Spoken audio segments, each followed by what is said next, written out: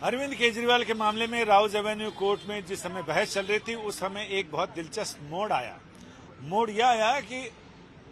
CBI ने अदालत को अपने लिखित बयान और बाकी सारी चीजों में ये बताया कि इस पूरे मामले में जब अरविंद केजरीवाल से पूछताछ की गई तो अरविंद केजरीवाल ने ये कहा कि इस पूरे घटनाक्रम के लिए जिम्मेदार मैं नहीं, मनीष सिसोदिया हैं, क्योंकि मनीष सिसोदिया ने ही 161 का बयान था जिसमें पुलिस किसी भी अभियुक्त से पूछताछ करती है और उनके बयान दर्ज करती है। जब ये बात अदालत में बहस के दौरान मीडिया को पता चली, मीडिया ने उस खबर के पे उसे तान दिया या कहें तो उसको खबर को चलाया। इसके बाद अरविंद केजरीवाल तक जब ये बात पहुंची तो अरविंद केजरीवाल ने अदालत से कहा कि माय लॉर्डशिप, मुझे कुछ कहना है। और उन्होंने कहा कि सीबीआई ने जो कहा है कि इस पूरे मामले के लिए मैंने पूछताछ के दौरान, सवालों के जवाब देने के दौरान पूरी जिम्मेदारी, पूरा दोष मैंने अपने सहयोगी मंत्री मनीष सिसोदिया के मत्थे मढ़ दिया है और मैंने कह दिया कि ये तो उनको रिपोर्ट करते थे, वही इसमें जानते हैं, मुझे कुछ नहीं मालूम है, लेकिन ये सरासर गलत है, मैंने ऐसा कुछ भी नहीं कहा।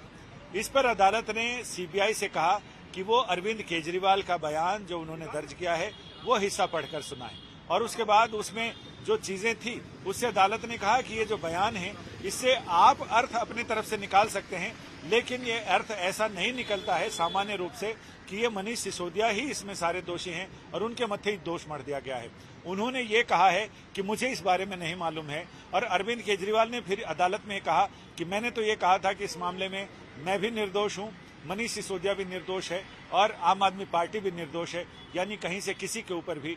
इस तरह के आरोप लगाए गए हैं लेकिन आरोप सिद्ध नहीं होते हैं क्योंकि किसी तरह का कोई प्रूफ नहीं है और जब तक प्रूफ ना मिल जाए तब तक हम निर्दोष हैं। इसके बाद फिर